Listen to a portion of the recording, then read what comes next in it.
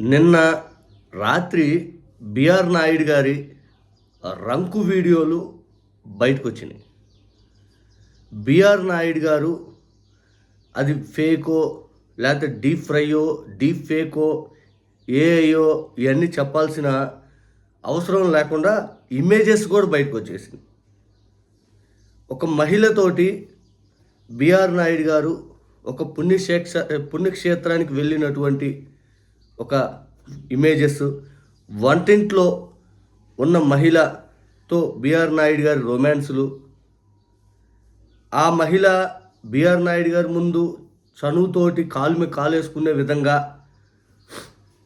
తర్వాత బిఆర్ నాయుడు గారు ఆ మహిళ ముందే టిఫిన్ చేస్తున్న ఒక ఇమేజ్, ఇట్లా బిఆర్ నాయుడు గారు ఫేక్ అంటానికి కూడా లేకుండా క్లియర్గా లీక్ చేసింది ఎవరో కానీ ఇమేజెస్ విత్ వీడియోస్తో పాటు బిఆర్ నాయుడు గారిని అడ్డంగా బుక్ చేశారు.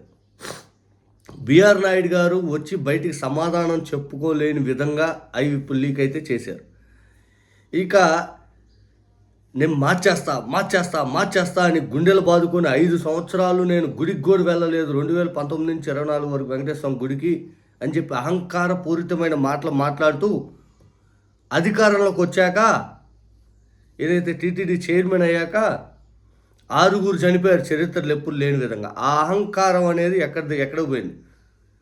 చరిత్రలో ఎప్పుడు లేని విధంగా టీటీడీ లడ్డూ పైన దుష్ప్రచారం చేశాక టీటీడీ చైర్మన్గా నువ్వు దాన్ని ఇంకా ముందుకు తీసుకెళ్లే ప్రయత్నం చేసావు. స్వామివారి కోసం పనిచేయ అంటే టీడీపీ కోసం పనిచేసావు. ఇన్నేళ్ల టీటీడీ చరిత్రలో నీ అంత రాజకీయ దురుద్దేశం, నీ అంత చెత్త టీటీడీ చైర్మన్ నాకు తెలిసి ఎవరు చూసుండ్రు. బహుశా రాజీనామాకి ఇక్కడ నువ్వు సిద్ధమవు. ఎందుకంటే ఆడియో రూపానే వెనక నుంచి పట్టుకుంటానని చెప్పి పృథ్వీ అంటేనే తీసి పక్కన పడేసాం. నీది ఇంకా విజువలైజేషన్ వీడియో వచ్చింది, విజువలైజేషన్ వచ్చింది, ఇది ఇమేజెస్ వచ్చినాయి.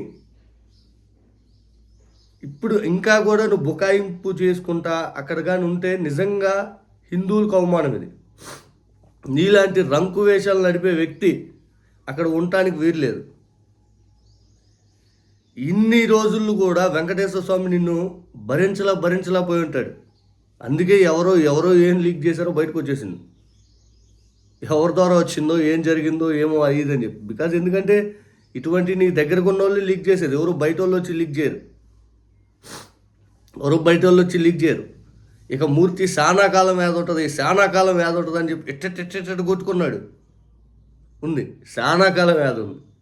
శానాకాలం ఎంత శానాకాలం అంటే ఇంకా చెప్పలేనంత శానాకాలం యాదు అయితే ఉంది. ఇది వాస్తవం. మూర్తి చానాకాలం యాదు ఉంది. ఇంకా సాంబడు అయితే ఇంకా మా సార్ మంచినీళ్ళు కూడా ఆయన సొంత డబ్బులతో కొనుక్కుంటాడు. మా సార్ అది, మా సార్ ఇది అయిదని చెప్పి ఎలివేషన్లు ఇచ్చే ప్రోగ్రాం పెట్టుకుంటూ ఉంటారు. ఇప్పుడు ఆ వీడియోలకి మీ సార్ ఏ సమాధానం చెప్తాడు? ఆ ఇమేజెస్కి మీ సార్ ఏ సమాధానం చెప్తారు? ఆ మహిళ ఎవరు అనే దానికి ఏం సమాధానం చెప్తారు?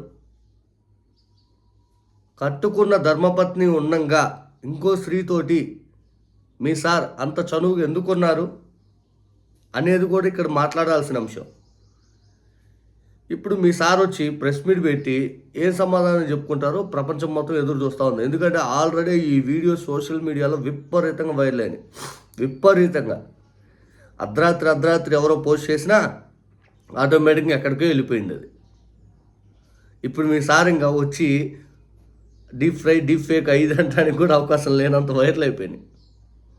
కానీ ఇక రాజీనామాకైతే సిద్ధంగా ఉండటం మంచిది. బిఆర్ నాయుడు, తెలుగుదేశం పార్టీ అధిష్టానం చంద్రబాబు నాయుడు గారు ఆయన్ని తప్పించి ఖచ్చితంగా వేరే వాళ్ళని అక్కడ తీసుకోరండి. ఇంతకు మించి 6 చనిపోయిన వదిలేశారు, గోవులు చనిపోయిన వదిలేశారు. ఎంత దారుణమైన ఘటన అంటే ఇటువంటి ఘటనలన్నీ ఆయన అరాచకం పెట్టరేగిపోయేలాగా అవతలపైన దుష్ప్రచారం చేస్తూ ఈయన అహంకారపూరితమైన మాటలు చేస్తూ ఉంటే, ఇంకా మిడ్ నైట్ మసాలా ప్రోగ్రాం నడిపేవాడికి ఏందయ్యా ఆ పదవి అదిదని అందరం ఆ రోజు అడిగాం. ఆయన ఆలోచన అంత గలీజ్గా ఉన్నాయి.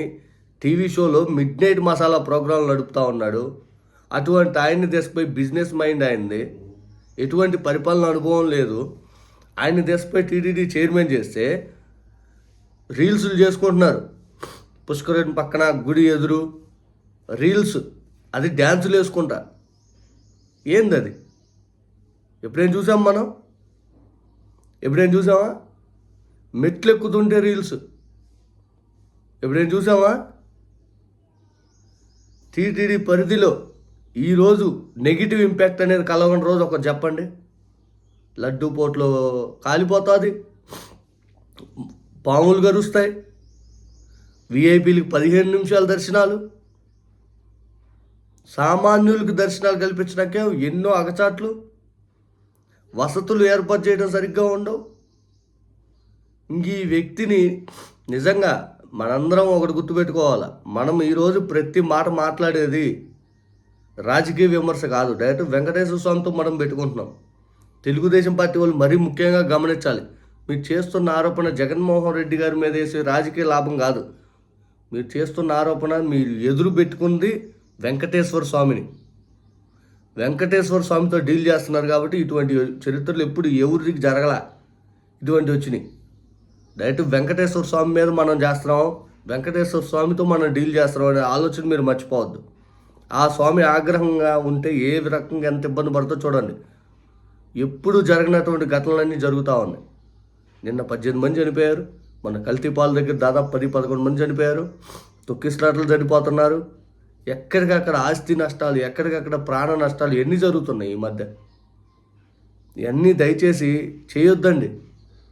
భయాందోళన కలుగుతాయి. మన హిందూ సమాజం పురాణాలు లేకపోతే గడియలు లేకపోతే ఏ క్షణం ఎలా ఉంటుంది ఏంటి 5 అని చెప్పి ముందే భయాందోళనతో చాలా రాసుకొని ఇలా ఉండాలి అలా ఉండాలి అనుకుంటాం.